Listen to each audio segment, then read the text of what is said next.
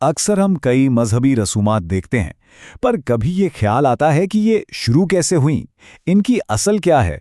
अच्छा, आज हम एक बहुत ही मशहूर रस्म यानी 11वीं शरीफ को समझने की कोशिश करेंगे, और उसके लिए हम किताब अशरफुल जवाब में दिए गए तनकीदी जायजे का सहारा लेंगे। तो चले देखते हैं कि आज हम किन किन नुकात पर बात करेंगे। सबसे पहले तो यही देखेंगे कि ये रस्म है क्या, फिर मुसन्निफ के शरई एतराज़ात क्या हैं इस पर। इसके बाद बात होगी उन अकायद की जो इससे जुड़ गए हैं, फिर एक बहुत ही दिलचस्प हिकायत का जिक्र आएगा, और आखिर में हम देखेंगे कि मुसन्निफ के मुताबिक मोहब्बत के इजहार का सही तरीका क्या होना चाहिए। ठीक है, तो सबसे पहले बात करते हैं असल मौजू की कि आखिर ये 11वीं शरीफ है क्या। ये जायजा इसी रस्म के गिर्द घूमता है, यानी शेख अब्दुल कादिर जिलानी की याद में हर महीने की 11 तारीख को कुछ खास एहतमाम करना। जी, तो 11वीं शरीफ से मुराद यही आम रस्म है जो शेख अब्दुल कादिर जिलानी की याद में मनाई जाती है। अक्सर इस्लामी महीने की 11 तारीख को खास खाने पकाए जाते हैं, महफिलें होती हैं, और क्योंकि ये रस्म बहुत आम है इसीलिए मुसन्निफ ने अपनी किताब में इस पर तफसील से बात की है। अच्छा, अब आते हैं असल बहस की तरफ।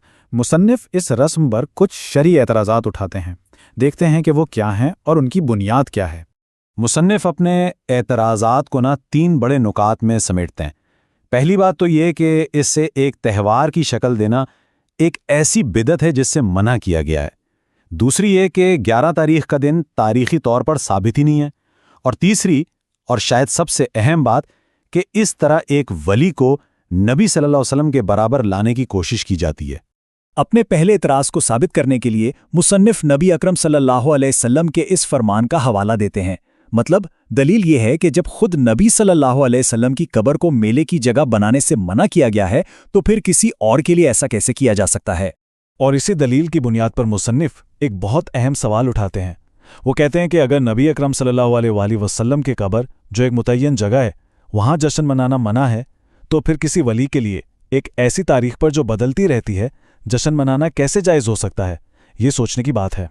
तो बात सिर्फ रस्म की नहीं है। मुसन्निफ के मुताबिक असल मसला उन अकायद का है जो इस रस्म के साथ जुड़ गए हैं। अब हम जरा गहराई में जाकर उन अकायद को देखते हैं। पहला अकीदा जिस पर मुसन्निफ तनकीद करते हैं वो है खौफ का उनसर। मतलब कुछ लोग ये समझते हैं कि अगर उन्होंने 11वीं ना की तो उन पर कोई मुसीबत आ जाएगी या वलीउल्लाह उनसे नाराज़ हो जाएंगे।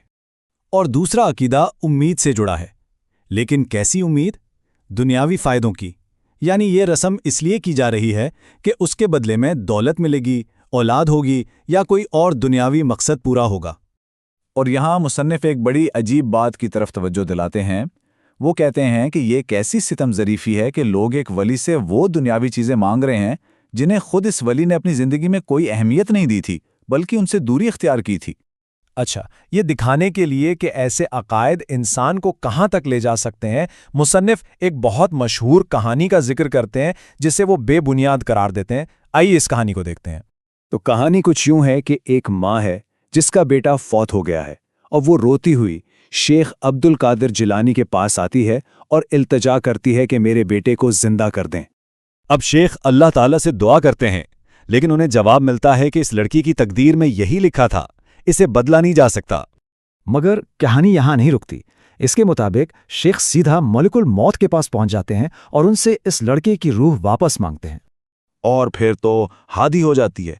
कहानी कहती है कि शेख ने रूहों वाला थैला ही छीन लिया, और इस दिन जितनी भी रूहें कब्ज की गई थीं सब आज़ाद हो गईं और तमाम मुर्दे जिंदा हो गए। ये कहानी सुनाकर मुसन्निफ शदीद सदमे का इजहार करते हैं।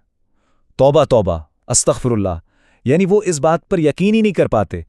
तो मुसन्निफ के लिए ये सिर्फ एक कहानी नहीं है। उनका कहना है कि इस तरह की कहानियां एक वली को नाउज़ुबिल्लाह खुदा के बराबर खड़ा कर देती हैं, कि जो काम अल्लाह की मर्जी से नहीं हो रहा वो एक वली ज़बरदस्ती करवा ले। ये बहुत ही ख़तरनाक बात है।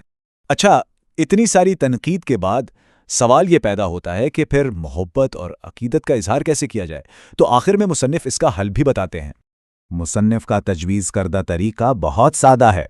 वो कहते हैं कि अगर अकीदत का इजहार करना ही है तो कुरान पढ़कर उसका सवाब उनकी रूह को पहुंचा दें, गरीबों को खाना खिला दें। लेकिन अहम बात यह है कि इसके लिए कोई ख़ास दिन या तारीख मुकर्रर ना करें ताकि ये अमल खालिस अल्लाह के लिए हो, रस्म न बन जाए। तो ये पूरा तज्ज़िया हमें एक बहुत बड़े और अहम सवाल पर लाकर छोड़ देता है कि अकीदत और गुलू में आखिर फ़र्क क्या है, वो कौन सी बारीक लकीर है जिसे पार नहीं करना चाहिए।